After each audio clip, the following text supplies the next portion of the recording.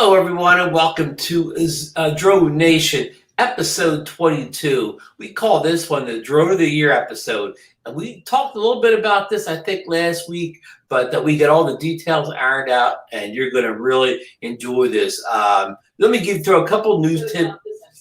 Hold on. I always got the other screen going on here. Hold on, folks. Sorry. Hold on. I always got the... Hey, I just heard you say that, Ron. Yeah. Let me throw a couple news tidbits out here, but I throw it to Marcus. Brian over at TDR Drones, he tested the Mini 1 out with the Litchi app, and he's got a video post up and seemed to work great for him out in the field. He got fouled me working real good with the Litchi and the Mini 1.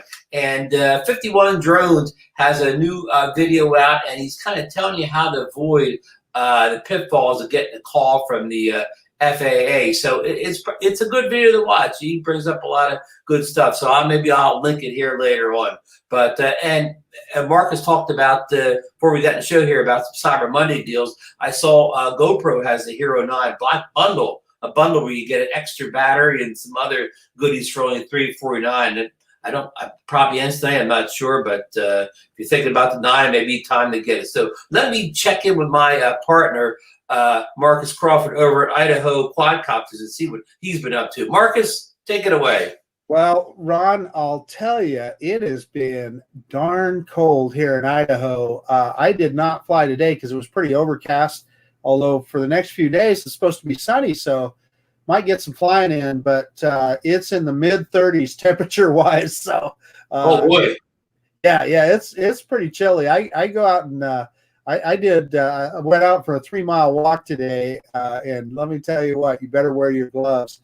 And flying a drone, I'm sure would be about the same. And the other thing is that kind of temperature range is right about. Most drones, their bottom temperature range is right about 32 degrees, right about. Well, I know it is for sure for the Mini. I think the other Mavics will go a little bit lower than that. But if you're going to be flying into the cold, pay attention to those specifications for your particular drone. I've seen people fly in colder weather. I've flown in colder weather. But a couple of things you want to pay attention to is often that can affect your gimbal. You'll get some shaking, a little bit of shaking in the gimbal often, and I think that is because, quite frankly, those little rubber isolators on the gimbal, I think, are cold, and so more vibration gets transferred into the gimbal. But the other thing I would say is, you're kind of doing that at your own risk. So, if it was a warranty issue or something like that, it may or may not be covered if you're flying in that really cold weather. But we should have some nice weather here, Ron, and so I'm looking forward to getting out and flying. The other thing that I've been doing is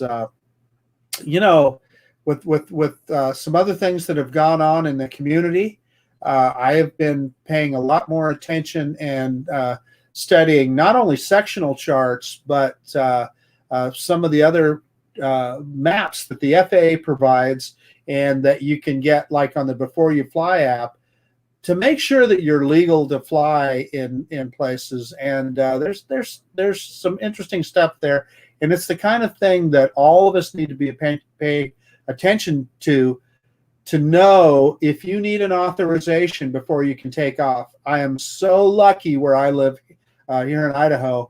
I literally never need to fly in controlled airspace because there's so much Class G airspace around me. I just don't need to do it. So, but that's something that obviously we all need to be paying attention to. So anyway, that was probably more than you wanted to hear, Ron, but there it is. No, the tips on cold weather flying can be very important, from not only from a, protect your own drone, but from a safety standpoint too, as you're kind of alluding to with being able to fly in certain areas. And maybe at a future episode, we can get maybe our cold weather expert, Lauren Donner from Canada, to maybe come and drop some tips about cold weather flying and what not to, and what to try, and what could be the biggest downfalls of cold weather flying. Like, could your Power is free. I'm making stuff up now, but the possible downsides, short term and long term, of flying in the cold weather. You think that's a good idea, Marcus? Yeah, well, it is. So, Ron, that just made me think of something. I'm thinking about, okay, what's the coldest weather I've ever flown a drone in? And I think about 20 degrees Fahrenheit. One time I went out to the Snake River Canyon. It was a sunny day, but it was bitter cold. It was about 20 degrees that day. And I'm trying to remember even what drone. I think it was the Mavic 2 Zoom. And quite frankly, it flew just as normal. There's Lauren in the chat right now, so he knows a thing or two about cold weather flying. But Ron, I need to ask you, what's the coldest weather that you can recall flying in? Well, probably not below 32. I don't have to worry about that issue about being too cold to fly my drones, because if it's too cold to fly the drone, it's too cold for Ron to get out there. So there's going to be no worry from this boy about taking a drone out too cold of weather, because Ron's not making it out in anything. I mean, I'm gonna say I basically don't go outside to do anything but walk to the car or something if it's under 40 degrees. 40 degrees is probably my cutoff for any outdoor activity outside of shoveling snow or something like that, or which you have to. But we're boring the folks there with all the weather talking. We will have a weather report coming during the show here. Our good friend Captain Ray Kelly is now in Jupiter, Florida. He's going to be reporting on the weather down there later, and I'm sure Ray's not going to have to worry about any flying in cold temperatures either. But Marcus, we have a big announcement to make, don't we? I'm hearing rumors that there was recently a lot of vote counting, and I know that you have some news on that, Ron, or we know somebody who has some news on that. We will. But first of all, we want to announce our Drone of the Year contest. What the qualifications here is, first of all, the drone had to be released in 2020. But then Marcus and I talked over, so we included the Skydio 2, which came out, basically started reaching the first people in December of 2019. And most people received it in 2020. So we're going to throw that in. Plus, since we're running the contest now, and Marcus has it in here, since we're running the contest now, we're kind of going to throw December out. So if any good drone comes out in December, which is tomorrow, it'll be included in 2021's Drone of the Year. So here's the list of Marcus I've come up with. Anybody, if we missed anything, let us know in the chat here. But kind of going in. Well, we need to qualify that first, Ron. We should. I'm hurrying too fast. Yeah. Well, so what we're thinking about here is consumer grade GPS camera drones, mid priced. In other words, nothing over. Well, I suppose the highest one in our list is the Autel Evo, and I guess you could say $1,800. So let's put that top end. Skydio totally decked out as what, a 15, right? Well, if you just buy the bare one, it's $1,000. But yeah, if you buy by the time you get accessories, you're going to be about $1,500. Which accessories, they mean like the controller, right? So yeah, you're going to get that. An extra battery. Yeah. Case. Yeah. Yeah, and of course the beacon. But so let's just say from 1,800 down to about 400 is what we're talking about, because what we wanted to exclude was there's a ton of drones, and I review them once in a while, that are right at that toy grade hobby level. They kind of got a foot in each area, but they really aren't anything that I think anybody would be satisfied with for the hobby. So we're leaving those out, and then the really high end drones like the Inspire and above. And I'm trying to think of that. I think it was a new Matrice released this year. Yeah, and I'm trying to think of that Evolution. The Evolve. The Evolve, Evolve.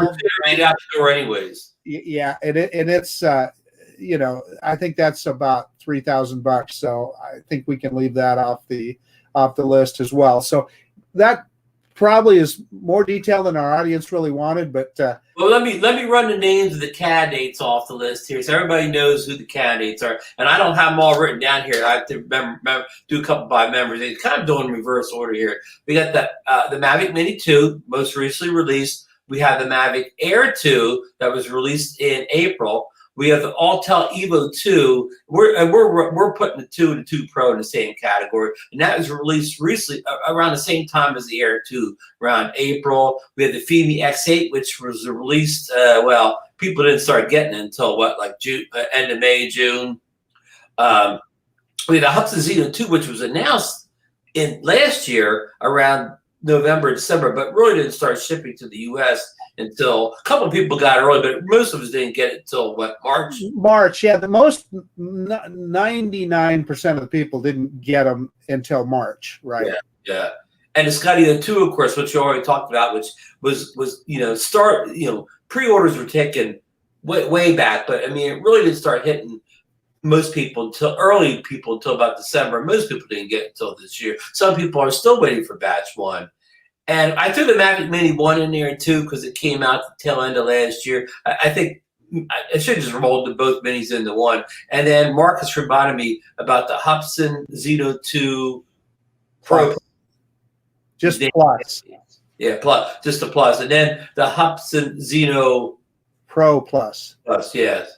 And then I reminded Marcus about the Power Egg X drone that he got the. Did you get to fly at CES? Well, I didn't get to fly with, but I got to play around with it at CES and look it over pretty good. So yeah. Yeah. So that's our candidates for this year. Now, if you belong to the DroneNation Facebook group, you could go in. You can vote for your drone of choice. If you don't belong to DroneNation, just go in and ask to join up, and Marcus and I'll be sure to get you. Become a member of it.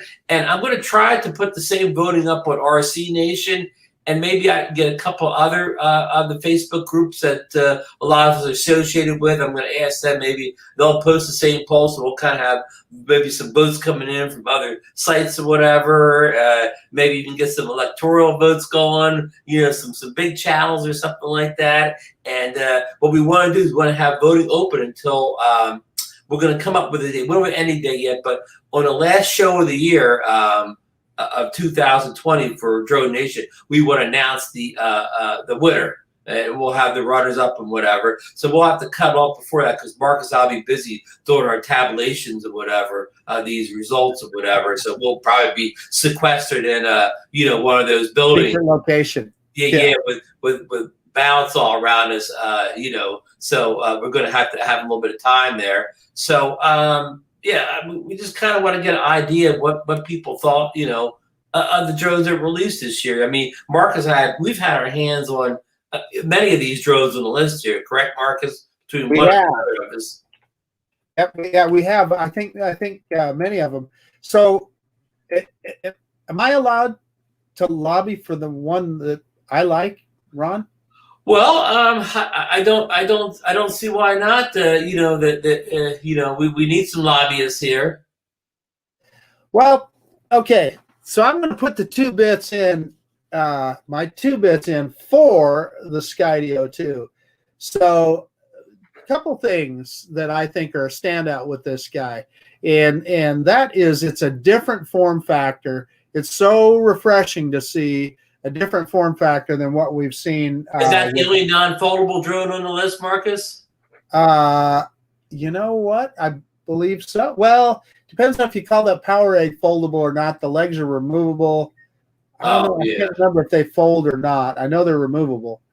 I think they're just removable. But yeah, so it is a non-folding drone. But autonomy wise, this guy is pretty tough to beat. And the biggest thing, I think thing that's underrated on this drone is this camera. This camera is just phenomenal, and the color science on it. If you use a GoPro, the color science will match up very, very well with this guy. And in fact, I don't know if it's true. I don't. The rumor is that they had some GoPro engineers that were helping them develop the camera on it. But the thing is, it's got the autonomy that's kind of fun to mess around with. But with the controller, you can also fly it like a cinematic drone, and you can be comfortable flying it in close quarters in places that, you know, a hack like me would struggle with another drone. And you don't have to worry about magnetic calibration. In fact, that's how the battery holds on there, is with a magnetic. They don't use, it's all GPS and visual, all these cameras on here. So you don't have to worry about a compass calibration with this guy. I just think it was so innovative. On top of that, it was designed, engineered, and manufactured in the United States of America. Now, no question, there's probably components in there that are from other places, but it's largely a U.S. drone, and I like that. So that's mine, Ron. Folks, this advertisement was paid for by Skydio USA. Well, to that thing, you know, we've had a lot of early voting already. The DroneNation voting just started today, but we've had a lot of early voting, and we have our kind of poll expert coming in, who's going to give you an early read on what the polls are looking at. So we're bringing him in all the way from the great state of Louisiana. It's Johnny Drone Flyer. Johnny, how are you tonight? Hey, Ron. Hey, Marcus. Hey, thanks for having me. Yeah, you know, I am the official counter here. And, you know, I just want to say you cannot mail your vote in, and your vote cannot be challenged. So, and you can't telephone it in. You have to go to that DroneNation Facebook page and do your voting. But, yeah, right now, you know, it looks like we've had 18 people vote, and Ron actually just put it up not very long ago. So the Air 2 is probably nobody's surprise is leading. It has 7 votes. The Xeno 2, and Ron can show the Xeno 2 there in a second, has 3 votes. Really? I bet you, Johnny, are any of those votes coming in from Idaho? There's a 2-way tie for second so far. The Skydio 2 has 3 votes, which Marcus just was showing you, that drone. And then the Evo 2, which Ron had just gotten not long ago, has 3 votes. And then last in the voting so far is a Mini 2 has 2 votes. And that's 18 total so far. And I think you just put it up probably a couple of hours ago, Ron. So, yeah, you can vote, and, you know, the vote cannot be challenged at any point. And I just want to keep saying that because, you know, we want to keep this on the up and up here. Hey, Marcus and Ron, this is a question I think both of you, you know, y'all been in droning a long time. And, of course, I'm in real estate, so I try to relate everything to real estate. But y'all say for this year, with all the new drones that came out, and there's many, you know, that came out from November to now, actually. And would you say it was a seller's market, as in a company's selling, or is it a buyer's market for the drone buyers? I would say it would be a buyer's, because we came off of, you know, mostly 2019 was kind of, we called it a droneless year until the Mini 1 arrived at the tail end of the year. Is that correct, Marcus? Yeah, that's true. I'm going to call it a seller's market, though, Ron, for using the same logic that you're using.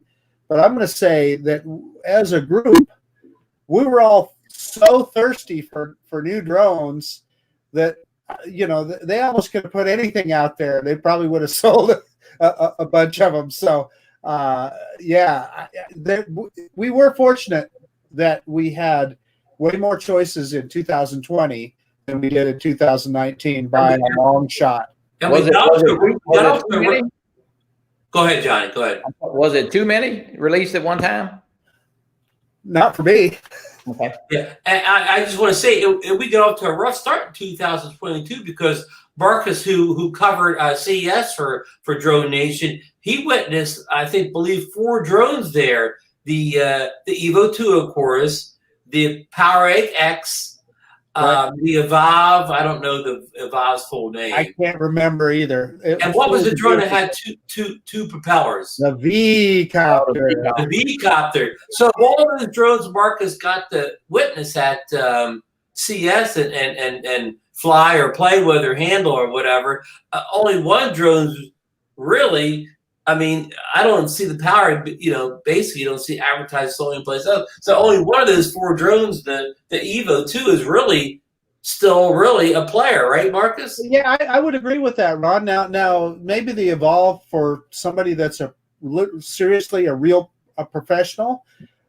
Maybe there's probably some other choices in that regard too, but there's no question, Ron, that for what you're talking about, of all those drones at CES, and I know there were some people in the chat that were there too. Lauren was there.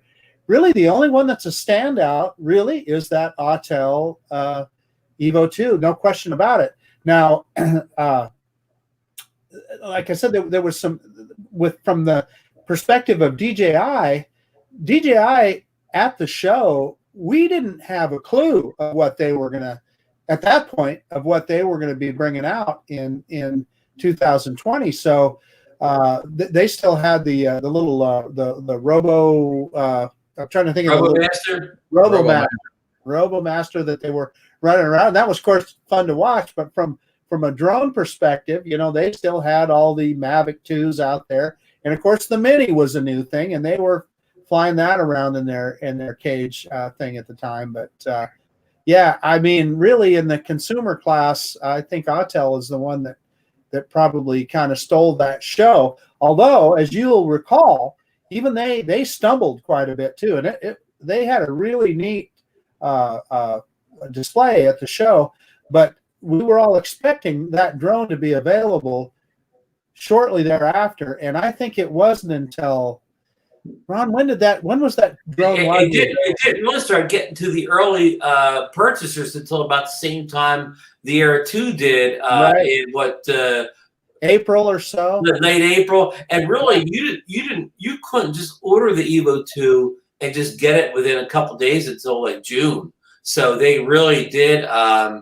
Their release date got pushed way back because of number one, everybody said the COVID, and number two, they supposedly had some software, some maybe app issues going on there. But the V-Copter had a lot of interest coming off that show, and those guys totally they created a lot of buzz at that show, and they totally dropped the ball. It had a lot of interest from everyone except those of us that got to actually see it at the show. I didn't talk to anybody at the show that came away from that thing impressed. But it didn't fly. It didn't fly at the show, right, Marcus? No. So basically, I got to actually handle the controller, and then they had the drone inside a kind of a little plexiglass box, and you could see the motors moving around and spinning, but it wasn't flying. It was just sitting there on a turntable. So clearly, it's still somebody's dream. And I think about that technology. So if that was a really viable technology, surely a company with the deep pockets of like DJI would have developed something along those lines. So I don't know. I'm just wondering if it's really at this point even a viable concept. Right. And Marcus, DJI had a great year, in gadget stuff that they put out too toward the end of the year. So, they had a stellar year, for DJI for sure. Right. Because I mean, we saw that thing from the end of August. They threw out the Osmo OM4 gimbal. Right. They threw out the professional gimbals. They threw out the Pocket 2. Yeah, the Pocket 2, and then of course the Mini 2, right? Those are the big ones. And of course, did we miss something? Was there something else? I don't think so, Ron. There's a lot of rumors about another version of the Osmo Action, which I suspect we'll see. Although I have to tell you, I've got both the Hero 9 and the Osmo Action, and I don't know. There's not very many situations that I think the Hero 9. I use them both equally as much, but I don't really favor one over the other, and that will tell you how good that Osmo Action is because it's probably a year older. I mean, can we tell them the truth, Marcus? The action camera market, I mean, it's sort of kind of leveled itself out. It's at such a high plane now. There's not a lot that can, a lot of innovation that come out and really dramatically increase the previous generation of products, because that's how good it is. That's how good it is. Now of course, the big thing that GoPro did was get that front-facing display, which is something that I use quite a bit, because when you're vlogging, you want to be able to get yourself in center of frame, etc. So right, yeah. All right. And to talk with the FPV drone that may come out by DJI, of course, it doesn't look like it's going to hit before Christmas, so that may be something in the first quarter, of next year that's going to, you never know. Just with DJI, you never know. I know. Even there's still rumors that thing's coming. Before Christmas. It doesn't make any sense, because everybody always says you got to have your product out by Black Friday to make the sales. So I see why people don't believe it, but yeah, we'll see, and then we'll see what happens at CES this year. It's going to be all virtual this year, so I don't know if we'll see as many new whiz bang products at an all virtual event, but who knows?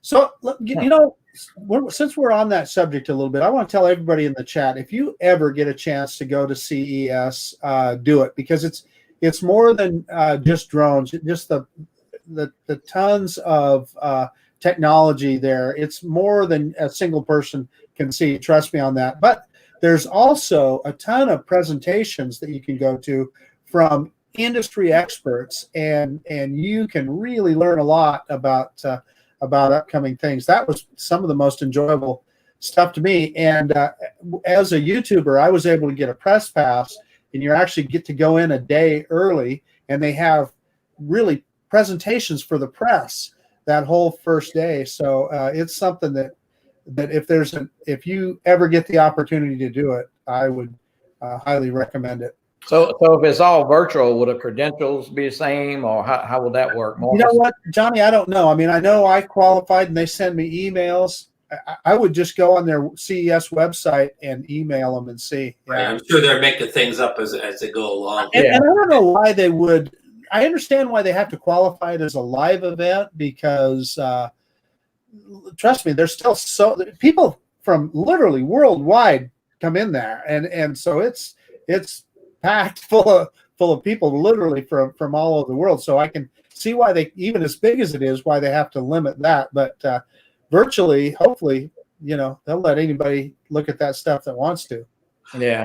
Yeah. Hey, guys, we got a weather report all the way from sunny Jupiter, Florida. So with no further ado, we're going to bring in Captain Ray Kelly. Ray, how are you tonight? Hey, Ron. Good, Ron. Marcus, Johnny, good to see you guys. But I'm having a great time down here in Florida. I've been flying. What's the weather like? And what's the weather like down there, Ray? Well, today 70 degrees right now, and a little rain right now, drizzling. It was a little windy today. I couldn't fly today, but I got 3 nice flights in already. I posted one actually about 2 hours ago. I went up to Jensen Beach, Florida, and I ended up getting a nice new location right on the beach and the Intercoastal Waterway, and it really turned out to be a great spot. And the other thing is, I'm going to meet there on Thursday with Ken Huffbauer and Matt Kundus. And Mitch, the old guy in the drone, are going to drive down there and meet me, and we're going to all fly together. You got to get some footage of that and come back on the show with a little, special report of that meetup. Ray's having his spin up. He's having his own spin up. He certainly is. And we didn't get it ready, Johnny. Yeah, he actually did, but I'm a pretty good ways. We called it, I think I called it Spin South yesterday. Ray, what drone is old saying, don't fly alone. Ray, what drone did you take to Florida with you? I have it right here. There it is, the Mavic Air 2. That's a strong candidate there, All the Johnny. way down. Yeah, it's So- Ray, have you voted yet? I have. How do you vote officially? Because You have to go to DroneNation Facebook page and vote. I'm getting ready to put the link in the chat here. Jet Martin asked for the link, and we're coming up with it right now. you know, there's so many great drones out there. There really are. And you know, I'm a big fan of the Mini, the original Mini, and I asked Santa for the Mini too. So we'll see what happens. Well, by the time you get it, they may have won the contest. Well, we'll see. I tell you, I'm looking forward to it. I'll be a happy man if Santa brings it. You'll have two. By the way, Ron, I watched your video today, and the low light video on the Mini 2 was awesome. It really was. I was surprised it did so well. DJI must have really put some, some secret sauce in there to get the low light that good with that small sensor. That's a fact. And you have such a great place to fly where you are. You know, you're right on the beach. You're close to the beach, and you get those beautiful sunsets. And you have Lucy right there. Just like you have the big duck. Hey, Ron. Big duck, right? Captain Ray is giving you a run for the money on those sunsets lately. There, I told him he's getting pretty good. He's going to pass me here pretty soon because he's going to get all that practice, and I'm going to be inside watching the snowflakes come down. Yeah, he's gonna get some. He's gonna make up some time on you here. He is. Well, actually, I'll tell you, he's going to get the sunrises on the East Coast. There's so many great places to fly in this country, and one of the other places that's on my list, the Snake River Canyon. Hey, I'll tell you what, Ray, you come out here. We'll spend some time. We'll fly over the canyon. We'll go down in the canyon. We'll check it out. All class G airspace. So Rod, you are going to have some invitations for some folks at. Hold it. Looks like I got them here for DroneNation. Holy cow! Look at all these. Okay, folks. I see Stephen Fox, Casey Steck, Zachary Key, Brad Austin, Merrill McLennan. Dr. Ted Bowman is a member of DroneNation. What the heck? Ted, Ken Hoffbauer, Matt Cundiff, Mike, William, and Jet Martin. I'm hitting the approve button right now. Thank you, Mark. It's doing great work for us. Yeah, so there you go. So get in there and vote, folks. I'm gonna try to expand the voting to some other Facebook groups. So more people can vote. I gotta connect with a couple of people, whatever. See, maybe we can move the voting around. Maybe we'll, maybe we won't. But the Air 2 just picked up 2 more votes, so it jumped ahead there. Oh boy! It's got 9 votes. They're up to 9 now. So where's John, you're doing such a good job here. You may get hired for the 2024 election for the big networks. I heard from a little news a while ago that somebody on our mentioning no names. He's from Idaho, but I think he's he's kind of on the board of directors of Hubson, so he voted for the Xeno 2, but he I think he logged in under another name and voted for the Air 2. Thanks for the early poll reports from those counties in Idaho. Yeah. No, but that not the Mavic Air 2 is it seems from what everybody says, hey, it just picked up another vote, so it's taking a command right now for sure. Well, we could get Ray to get the pulse of what the voting is going to be like in Florida. He does that meetup to see what those guys think of what the best drone of 2020 is. Here's a shocker, guys. This one is kind of shocking me. Nobody yet has voted for the Power Egg X.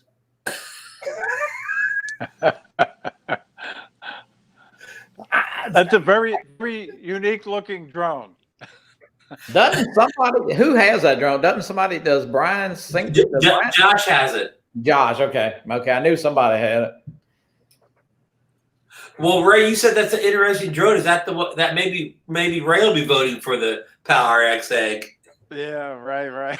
Well, Ray, yeah, you might get that Power X egg for Christmas instead of the Mini. I bet you can get a good deal on that Power X. Hey, Yeah, okay, yeah. guys. So we got 3 more joins here. Draymond Crawford, I like your last name. Scott Ridgway and Leonard Brio, I believe that's how you pronounce it. Here we go. Approve all. You're in. Good. That vote is going to take off, and I don't know. When we had the big announcement show, maybe we can get Johnny to have the card. Johnny, you have like a tux you can wear that look like you're the award show. I do have a tux, but it probably wouldn't. I wouldn't be able to button a collar now. Get one of those T-shirt ones, right? That looks like a tux, I think y'all would really laugh because you're talking about tux, but I was married in a blue tuxedo, and I think I just had it around here, but I think I put it in the attic yesterday. Hey, so I want to mention one more thing before we get too far away from DroneNation here, Ron, and that is we would really love to have more subscribers on the DroneNation YouTube channel. So anybody that if you're not subscribed to the DroneNation YouTube channel, please do so. Ron and I are interested in getting it above 1,000 subs because that opens up a lot of things with YouTube. For one thing, Ron is the only one that can manage the channel right now. But if it gets over 1,000, then I would be able to host a DroneNation show as well as Ron. So, for instance, if Ron had something to do on Monday night, I could still host the show, etc. As it is right now, we can't do that because it's until we get over that 1,000 subs on Yes. the DroneNation. We appreciate anybody. Even if you join, you really can't watch all the shows, the videos. Just join anyways. Hey, we got to vote in for Brad Austin. I invited 3 people in. I invited 3 people in. North Carolina, 2 from Long Island. So hopefully they're in. I haven't seen them sign in yet. Hey, here's something. Hopefully they're watching. I don't know where Brad's from, but he's got strong support for the Mavic Air 2 here. So we got I used to know where Brad's from, but I just forget now. But he's gone with the Air 2. I got something that'll shock you guys. I mean, this is going to shock you. Sam Burns was not already a member of the DroneNation Facebook group. Really? Sam, you're approved, buddy. You're approved, man. We have Canadian Drone Hubs in here with this. Wonder who he's supporting. How you doing, Roger? That good old Roger. And hi, Brad. How you doing? Greg Pittman. The Mavic Air 2 has 19 votes. So look at that. Oh, wow. You think this could be a runaway, Johnny? I'll tell you, it's it jumped up 12 votes there, and since Marcus put the link up. Second place. Yeah. Marcus, will the Skydio 2 be conceding anytime soon? Yeah. The Skydio, it's got it's got a hurt leg. It needs it needs a thing on it, a boot. It's got to wear a boot for a couple of days. We got so Ron, I'm going to put you right on the spot now. So when are you coming down to Florida, Ron? Well, I call me a scaredy cat, but I kind of don't want to get on a plane during this whole COVID thing. So I'm kind of waiting it out. I wait until I get the vaccine or something. I would love to get out of the state of New Jersey, to get out of the state of South Jersey, but I'm kind of just, hanging in there right now. But I hope this is over soon. Hey, they're coming fast. 8 more. Now this kind of shocks me. Floyd Motes wasn't a member. Floyd, Lauren Donauer. How many times has he been on the show? And Mr. Chris Hope.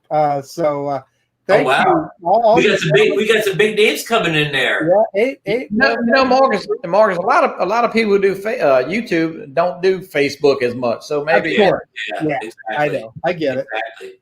Hey, Brad told me he's from Richmond, Virginia. So he's from the same state as our friend Al Duran is. Yeah. Yeah. Rodney Bella's up in Virginia too. Correct. He's on the coast.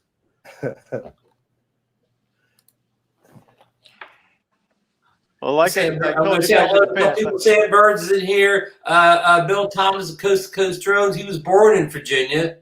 Let's see here. Chris Hope, of course, from East Texas. He's a Skydio Lou. We got Fly Guy Morrell. He just voted for the Mavic Air 2. Jet Martin says it's rigged. It's rigged. I just saw Dr. This screen goes fast to me there. Dr. Ted LL. JSK Enterprise, the Air 2B, place it here. The Mini 2 is a fun drone, but he did vote for the Air 2. Jet Martin did the recount. 22 votes now for the Air 2. So it's wow. Yeah, it sounds like it's a landslide. It's won Florida and California so far. So okay. Philadelphia's next. They're all you know, Ron and Marcus, I forgot to tell you, I also invited a guy from Ohio in, and that's Jaybird. I don't know, he must be busy moving or something. Yeah. Huh. That's a swing state. well, unless they're gonna vote a bunch of times, unless they're gonna mail in some votes, they're gonna be hard to catch. Yeah, this looks like a runaway. Wow. But I'm still seeing my Skydio 2 in second place. So Really? It is. Yeah. Yeah, Brad's saying. Well, hey, y'all have to admit it won't be a surprise. It'll only be official. It won't be a surprise. There you go. There you go. Sam Burns, first post in DroneNation. Thank you, Sam. Yeah, thank you, Sam. So, Ray, where are you actually located in Florida right now? I'm in North Palm Beach. Yeah, it's just south of Jupiter. Yep. Right. Close to where you were last year? I've been here for 19 years next week. Wow. It's a long time. So we love it here.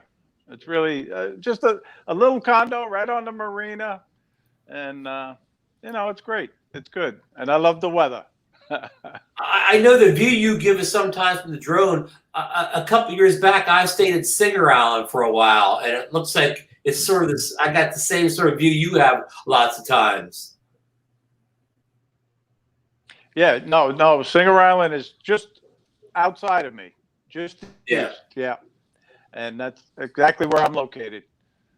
So Ray, how what I like about it is the blue water, the crystal clear water. The beaches are just different than up north on Long Island or Jersey. I can't say enough about them. Really, really nice. Ray, how's the weather look for Thursday? It should be good. Yeah. The cold front is passing right now, and they say a cold front, 60 degrees.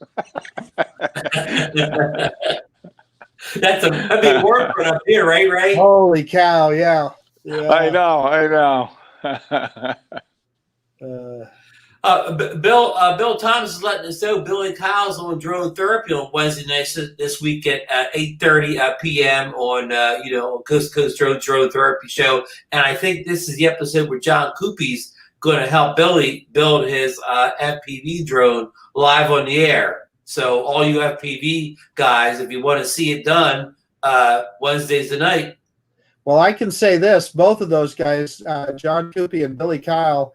If you're into drones at all, whether it's FPV or otherwise, when they talk, you need to listen because they both have a lot of knowledge to pass along. We got Scott N from Minnesota. He's gone with the Air 2. Just play. Okay. This is a good little contest you got going. Yeah.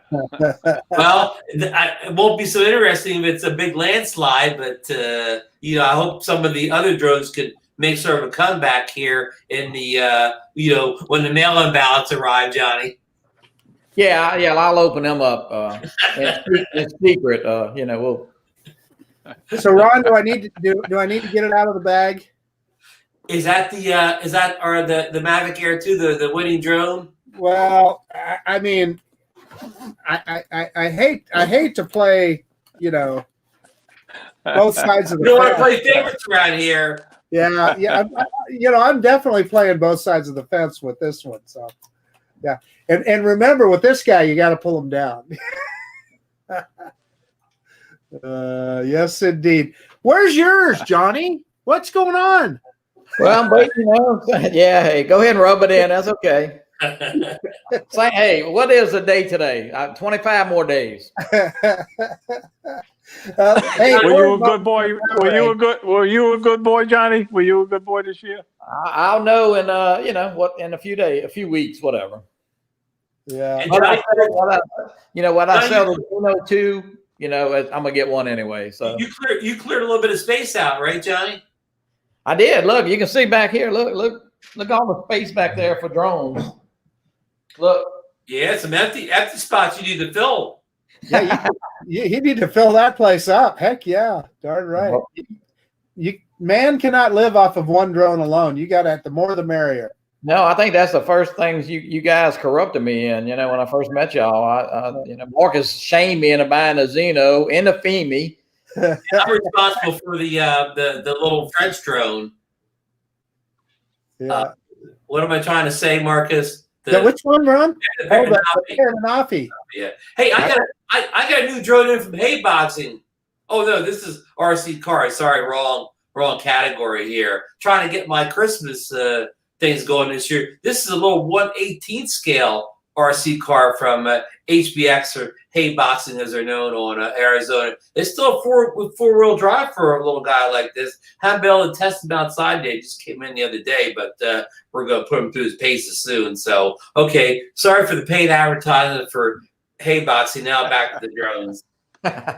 Yeah, no worries. And look at it. Hey, want to see something really funny from a RC car company? Oh, I got a warranty card for it. Whoa. Can you imagine that? Something like some of this? I got a 6 months parts-free warranty on a RC car. I got 30% discount off another purchase.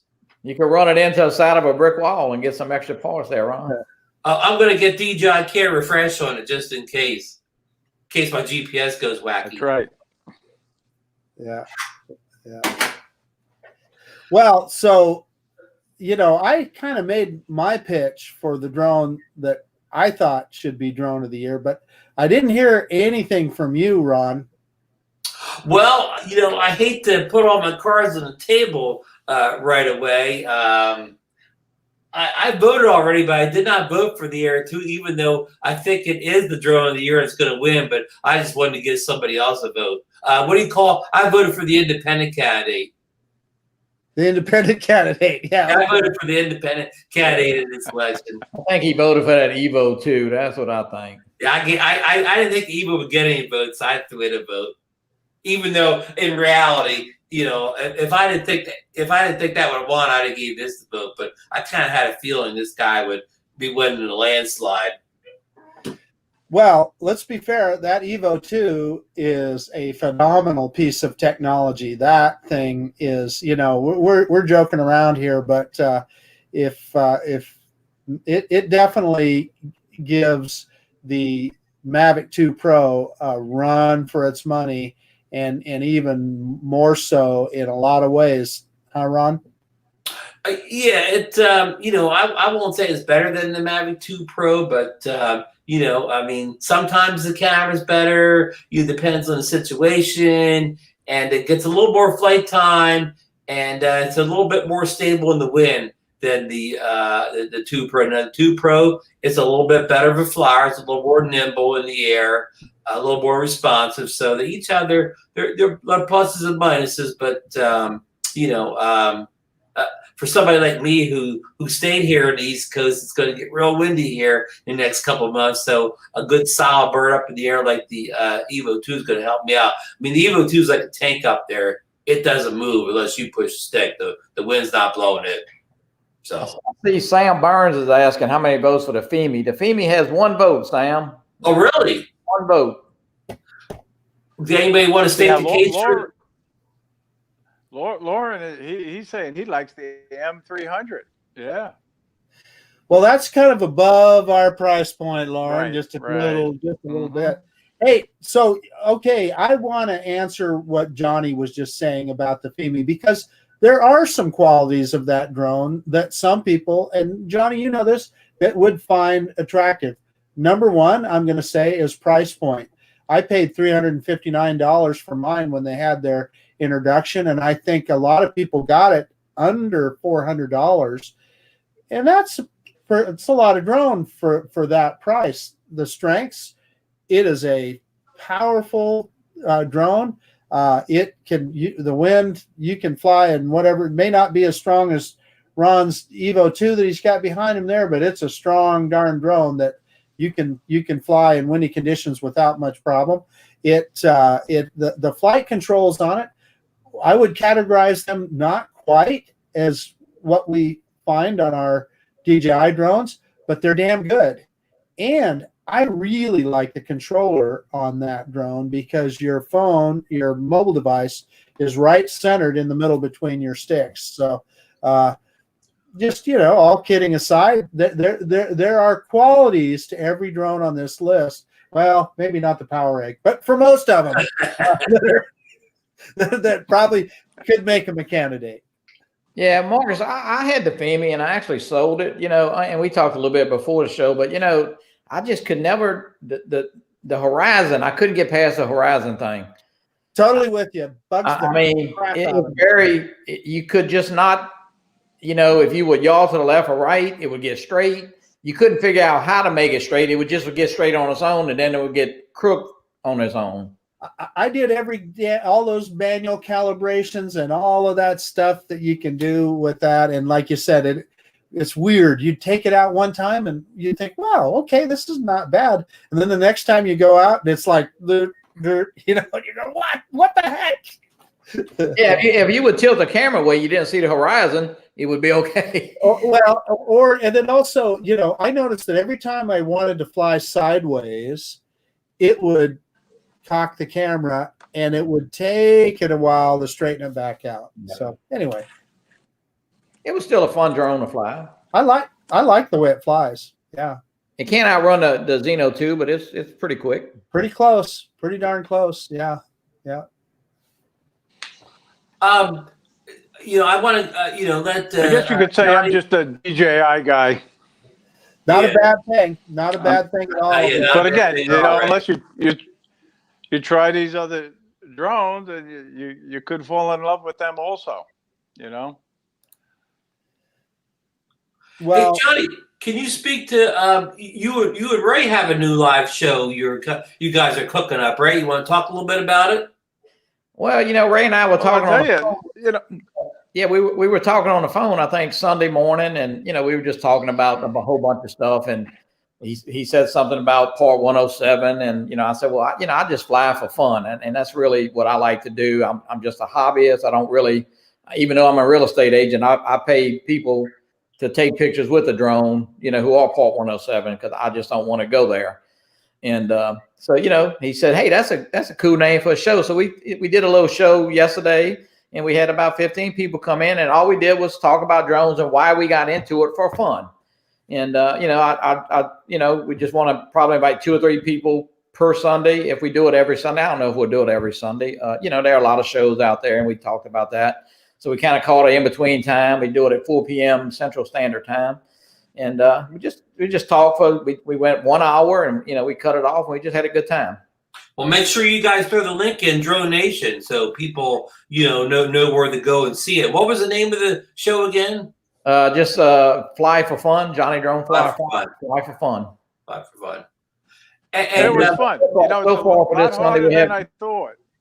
You what? No, it's a lot harder than I thought it was going to be. Johnny it did an is. excellent job. Listen, I appreciate what you guys do. I'm just along for the ride. But Johnny, he knows what he's doing, and he really did a great job. this Sunday, DeMarco Moore is going to be on, and Matt Conduff, who Matt is always Matt and DeMarco support almost every show you see those guys in. They do. So they're all stars. I like to hear their story, why they got into it, and so that's kind of what the little show is going to be about. And it's nothing. We're just going to talk drones. We're not going to talk about the FAA stuff. We're just going to have fun. Fun flying. That's what it's all about. And it's interesting to hear how people got involved with drones. It really is. Hey, Mark, did you see that note that Floyd posted in the chat? Floyd Mote says, I see the Mavic Air 2 will be available with a smart controller as a combo at Best Buy on Christmas Day. Really? Really? I hadn't seen that news for that. That's a good report, Floyd. Yeah, that's interesting. It is. Yeah, right. Now, Marcus, when did the smart controller come out? Was that in this year, or was that the end of? Oh gosh, that was in 2018, wasn't it, Ron? Okay. And I believe it was announced at a CES. Yeah, I'm trying to remember that, and then they started offering it as a combo with the Mavic 2.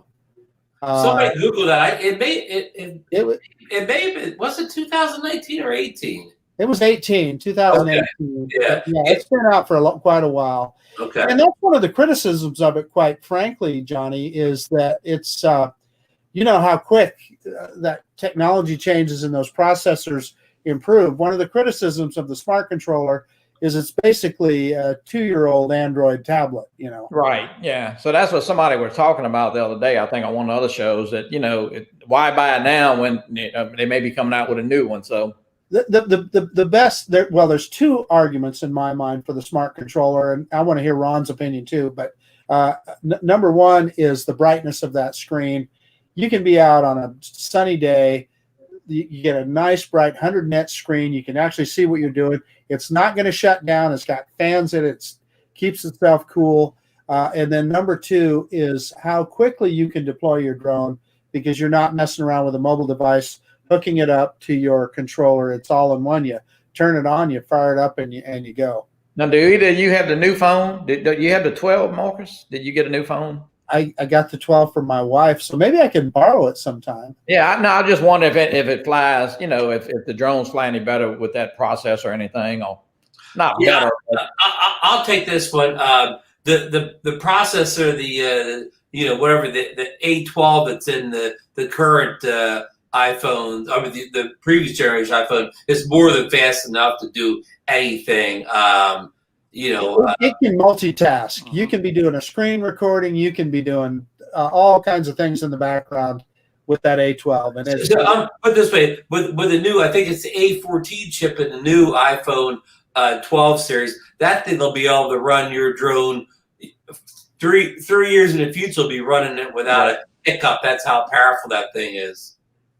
Yeah, so the big complaint with the smart controller, and I've run into this, and I know Ron has too, is when you're touching the screen, sometimes it just won't take the command, or there's a pause there, and it's just all that processor in the background, all that stuff doing what it needs to do. So and there, if you think about it, they're also tasking it more now because they've added the Fly app to it, and so you're taking an older device and you're asking it to do more things.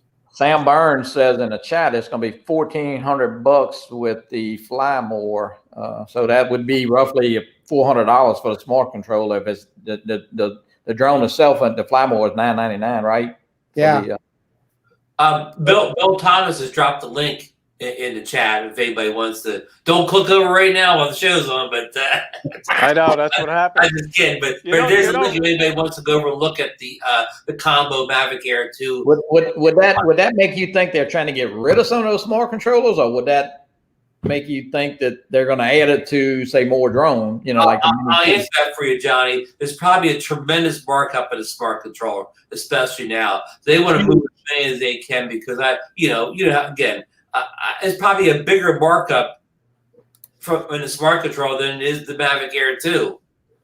Yeah, can you imagine the engineering has probably long been amortized out on that Yeah. on that product. And plus, like I said, it is older components, and so we know with anything with computers, processors, and all that, they get cheaper over time. So I'm quite sure that it's costing.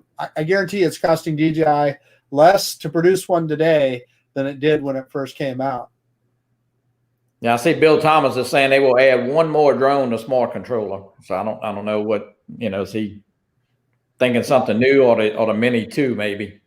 And Ted Bowman is making a point here. He's saying the iPad works great, and yes, of course it does, Ted. And like Ron has talked about with the iPad Mini, it's got a great processor. They work great. The issue that a lot of people have is in hot conditions and in direct sunlight, they're not bright enough, and it can be difficult to see. Plus, my iPhone heats up sometimes, and as it heats up, it will dim that screen down to the point that you can barely see it.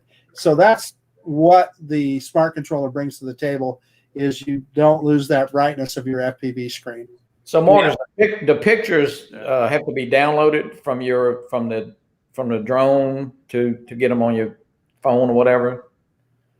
When you're using a smart controller, I mean. Yeah. What I believe what Johnny's trying to ask is, when you use your smartphone, the JPEGs are right there. Sure. Yeah.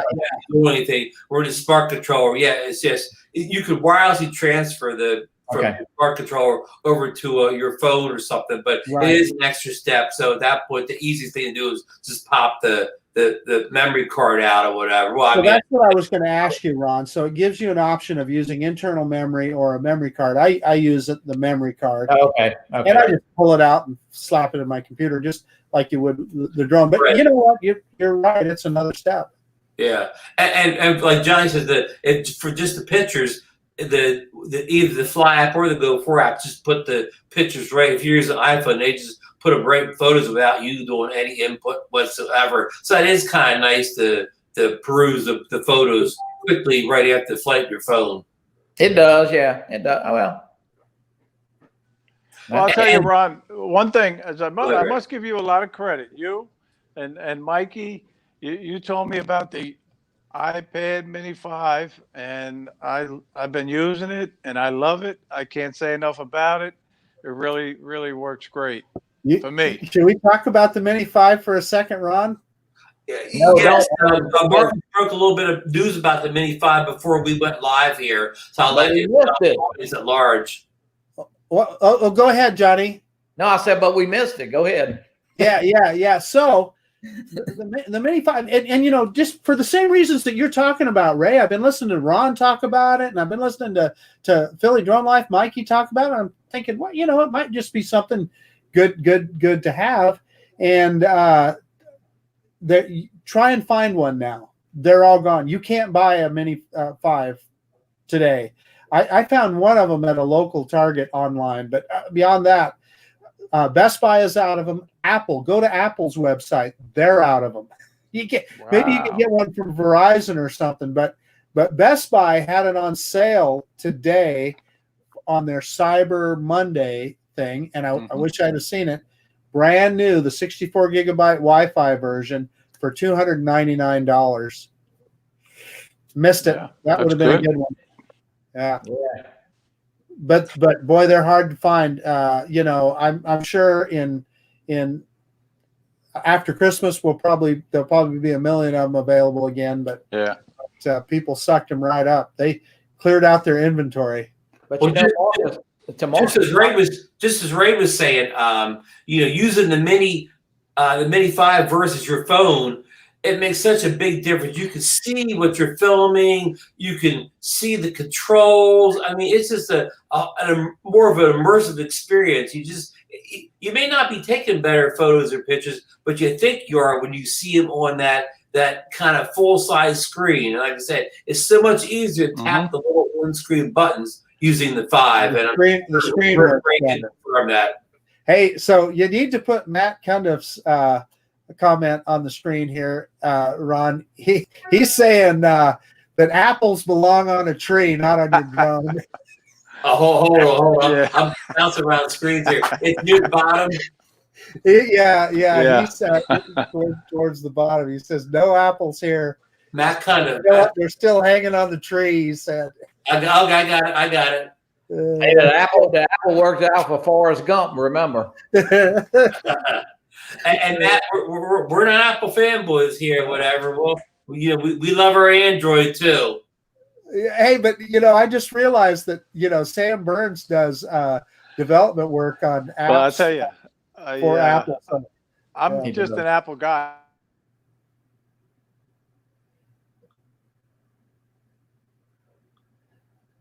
Did we lose Ray? I think he's on a cell. I think he's on. He kind of froze up. Froze up a little on us. Yeah. But I think the internet ways that he's got. He said he's an Apple guy, so maybe he was on an iPhone. Maybe it froze. I think he is. He was. Yeah. Not very good advertisement for iPhone. It's an old iPhone. I don't know what it is, but it is an iPhone. Yeah. That's what Sam Burns is. Just his last comment is what I agree with. Listen, I got sucked into the whole Apple network for the same reason he's talking about. Is it just works and it works well. I still do my home computing on a PC, but other than that, I really like Apple. Yeah, I bought this MacBook a while back, and I really like it. I mean, it's I have two of them actually now, one at work and one here, so it works good. It's a little tricky now and then, but yeah, that's why I actually yesterday, Marcus, about a mic. I was and hey, there's that deal. I got to take the comment. Let me get the comment off the screen here. There's a thank you, Bill Thomas, for sharing a link with us all. There's the Best Buy ad for the Mavic Air 2 flyboard combo, which includes the smart controller for $13.99 or $77.78 a month. It looks like you only get the smart controller. You do not get, of course, the normal controller with it. So hey, but Ron, let's think about this for a second. Yeah, I know where you're going. Okay, you go ahead. I know where you're going now. Okay, I'm sorry. I didn't mean to interrupt you, Ron, because I think you were going the same direction. And that is, if you have a Mini 2, hey, you already have that controller. So you could use that Mini 2 controller with the Air 2, and then plus you'd have the smart controller. So that's pretty cool. So somebody like Captain Ray Kelly, who likes to use his iPad Mini 5, he could still use the Mini 5 with his package by syncing up with his Mini 2 controller for those purposes. But then he could go back to the smart controller when he was flying at high noon and he needed the 1200 nits of the smart controller, which we didn't emphasize that to you, Johnny. The main advantage of the smart controller, the biggest advantage is that has the bright screen to fly. Yeah, that's now, of course, the second big advantage would be you'd be used with multiple DJI drones, so you don't have to take one controller to fly. In this case, 2 drones so far. But to me, the bright screen by far outweighs any of the other positives. Michael Wright says real sunny days down there in Louisiana during the summer, don't you, Johnny? Oh yeah, and then the problem Marcus talks about, the phone gets hot. And that's very common. Oh yeah. Yeah. How hot does it get down there in the summer, Johnny? Oh, in the high 90s, or 95 to 99, almost, from July to August, and even September, early in September, hence all the hurricanes, You ever get any humidity down there? Oh, we get a little bit. Yeah. A little bit. I see Michael Wright is saying that Mavic Air 2 is with the small controllers on a DJI site right now. So at that same price? I don't know. It doesn't say. Hey, Lauren's got to run. Good night, Lauren. Thanks for dropping in. Thanks for joining DroneNation. I want to thank everybody here who joined DroneNation tonight to vote in the big award. Please don't quit afterwards. We won't spam you in there or whatever. So. In last minute vote count, the Mavic Air has 25 votes, so it's kind of running away at this point. And, oh, thank you for that update on the polls there. Captain Ray Kelly said, sorry for the fast exit. Thanks for having me on. Ray, thanks for coming on and giving us an update weather report, and we're going to have you back soon. We got to keep up with what's going on in Florida here. And Michael Ray does confirm it's the same price on DJI's website. And the only advantage of buying on Best Buy or DJI is you can sometimes get much faster delivery by ordering through Best Buy. Marcus, I have experienced that. Faster delivery through. You get some points. You get some points too. So yeah. Well, I think you get points at DJI. I don't know whose points are better, but Bill the Drone Reviewer was actually one that figured out that with the Mini 1 launch that you could do much better on speedy shipping or speedy getting the product via Best Buy than order for the mothership. And just because when you order from DJI, they don't ship the thing until it actually until the day it releases. Yeah, Ron, I think they did a little bit better with the Mini 2. I think the Mini 1 was a struggle, but I think even the people that ordered direct from DJI got it within a few days, which was my experience when I ordered my Mavic 2 Zoom. I ordered it direct from DJI. Man, I think I had it in 3 days. I mean, they shipped it and it was there really, really fast. And I think the Mini 2 kind of came off like that too. The Mini 1 must have caught them by surprise in 2019. It must have really overwhelmed them with demand, because that one was it was a struggle for them to get all those orders out. Yeah, I was in Best Buy I think Thursday, and I tell you what, they had like 8 Mini 2s. So there's no shortage of Mini 2s.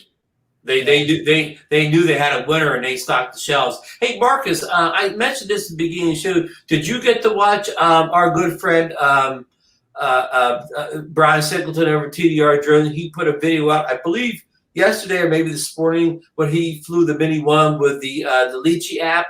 And, I haven't watched it yet, but it's on my list. I'm definitely going to check that out. You would be impressed with the follow me feature. It did not have when you draw the box. It must just follow the GPS to the controller, but it did a very good job, and he could even move the gimbal. Really? While he was doing the tracking. And it was neat the way he could set the radius that it was flying and the height that it was flying. For not having to draw in the box, it really was a nice package overall. And he demonstrated the orbiting too, which the Mini 1 has good orbiting. It does. Well, yeah, in the quick shots, it does. Yeah. But this orbit seemed to be much more full featured in the controls. Yeah, the Mini 1 did not. So all those quick shots were somewhat limited in the Mini 1. You couldn't be very far away with it. Someone's putting it mildly. Right. Well, it's just, at the time it brought so much other stuff to the table that it was still a phenomenal piece. But they've the Mini 2 they've fixed that. So that's good to know, Jet, the active track, because I'm sure everybody knows the difference between active track and just GPS tracking. GPS tracking, it's the GPS of the drone is looking at the GPS in either your controller or your mobile device, and that's how it's tracking. So you may or may not be in the center of frame with that. Whereas if it's active track, it's actually optically tracking whatever the figure is, whether it's you or something else. And so it keeps it in the center of frame and will actually move the gimbal to keep you in center of frame. So that's kind of the difference. And that's why active track is definitely the better way to go. You'll see tracking on a lot of even like toy drones. And yeah, the drone will follow you around, but the camera could be looking the other way. I mean, you know. Right. On the remote Marcus, I know you've had the Mini 2 now. You got it back. So have you noticed?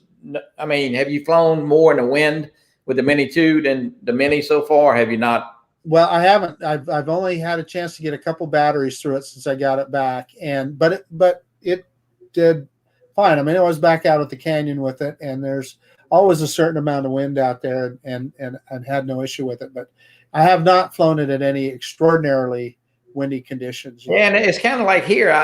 Today I know I could not fly. I mean, would have probably had trouble getting a Xeno 2 up today the way the wind. We had a front come through, but yeah, but so far it seems to do really good. Yeah, it's got different motors, and the other thing that happens with it, and of course that's also the downside. That's why people have issues with the gimbal. And Billy Kyle did a really good explanation of why that gimbal tilts on the Mini 2, but it also, one of the things DJI did with it, not only has it got more powerful motors, but they also give it more of a bank when it's moving forward, and that's how it deals with the wind. It tips more into the wind, and so to keep that camera from looking up at the top of the front of the drone, they kick it down when you're going full stick forward in sport mode. So just those are just things to keep in mind. And just the limitations on how small maybe the gimbal are and the motors. So I mean, at that price point, these are things that most drone pilots can live with. Well, in my mind, it was a great trade-off, right? Yeah. I believe that. If you're looking to get cinematic, you probably should just be in normal mode. So. Or it hasn't done cinematic mode. Hey, Jeff Martin just shared some info with us. The Litchi app is on sale for $16 now. So yeah, it's a tremendous price. Especially if you have some older DJI drones. Using the Litchi app, we talked about with the phones, having a new phone. The Litchi app traditionally has worked better on older phones than DJI's own app. Like we have our good friend Sean Matthews, one of the original drone seekers over there in Spain right now. He flew the older Phantom 3 series drones that he could no longer get to work with the DJI apps on the Litchi app long after their heyday had passed. Hey, Ron, there's one more thing I want to touch on before we end the show tonight, and that is that we know that we're going to get a look we're almost in just a couple hours here. We'll be in December, and the rumor is that the FAA is going to release the remote ID rules in December. So, looking forward to see what that is. And I know that there's a lot of people that are predicting gloom and doom, but I'm kind of thinking, I just don't think. And this is just me speculating, so this is nothing that I don't know anything. This is just my own. You would talk to any insiders? I don't have any inside information, but I suspect that they are going to come up with a solution that will work well for like the FPV pilots. In other words, I don't think they're going to have any kind of remote ID if you're under a certain altitude. Now, will there still be rules? Don't fly over people. That sort of thing, I'm sure there will be. And then for GPS camera drones, and we all saw XJet put out a video from a guy at the FAA that was talking to the administrator of the FAA, where he was suggesting that remote ID would not be needed if you're below 300 feet. Now, was the guy talking we don't really know, but it's my hope is that will still keep it alive for hobbyists, and we won't have to deal with that. The really good side of the thing is, and I don't know, I've never heard anybody say this, but I would hope that there's a way that they can allow us as hobbyists to fly beyond visual line of sight, that there could be under certain conditions. And what I would say is like Class G airspace in places where you're not over houses and development, that maybe they would possibly allow you to fly VVLOS. Don't know that. That's just me talking. So take that for what it's worth. But it is interesting to see what they come up with. Jeff Martin is saying that he's not so hopeful, and I get why people are discouraged. I totally understand that.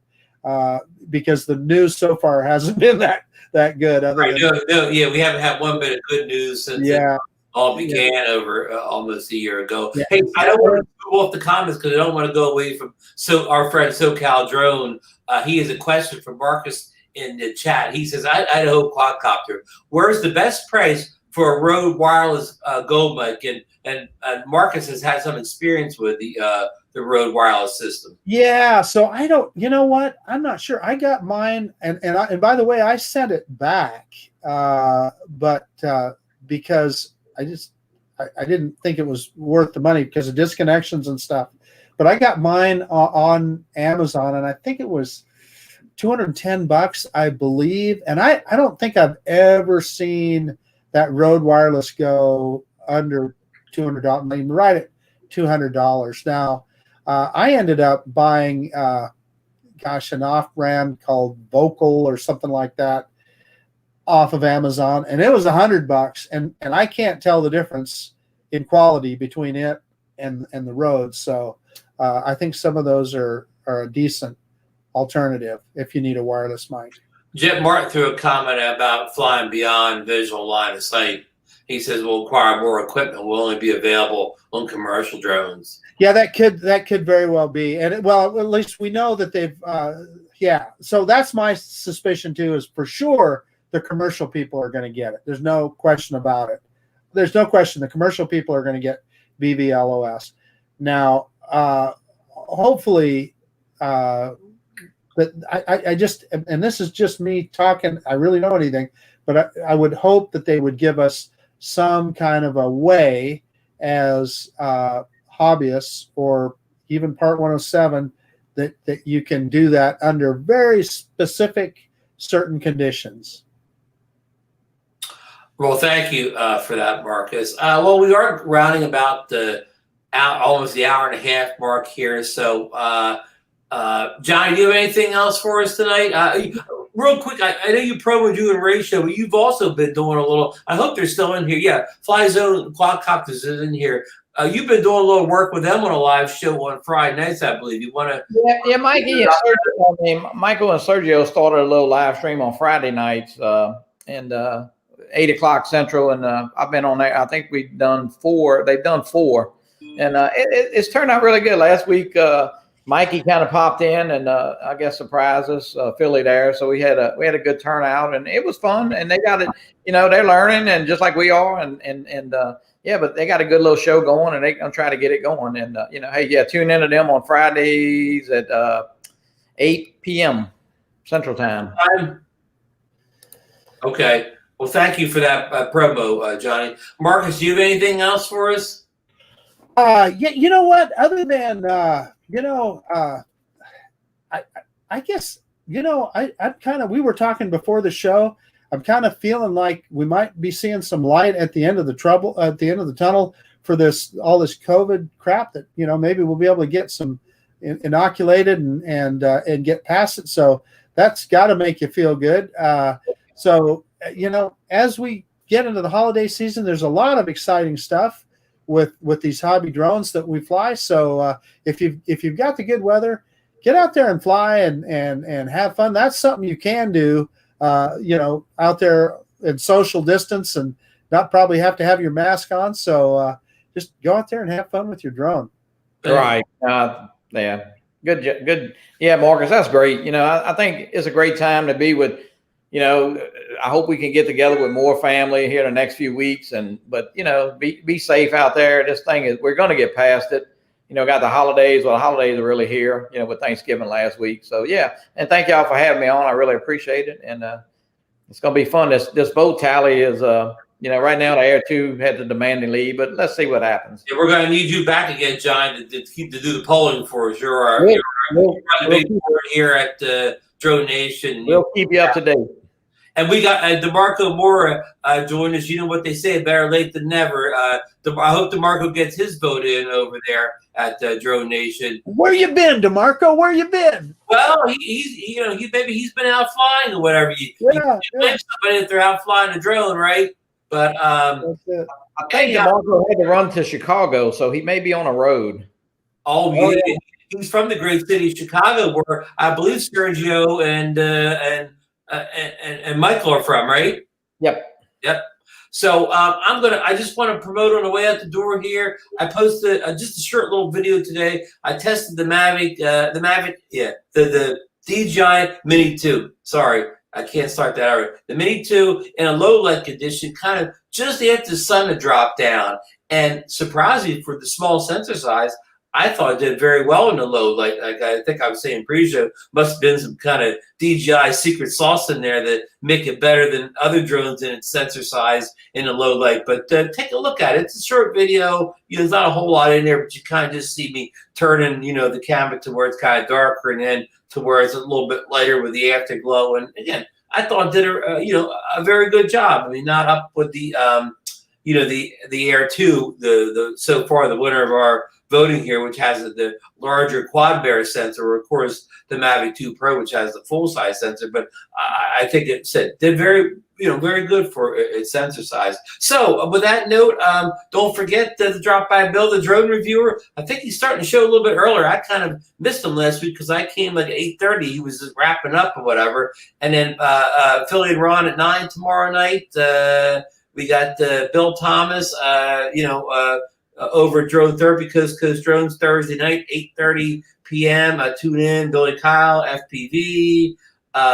Friday night, we already said Michael and Sergio are going to be doing their show out of Chicago at 8 Central. You're going to be on there, Johnny, with them this week?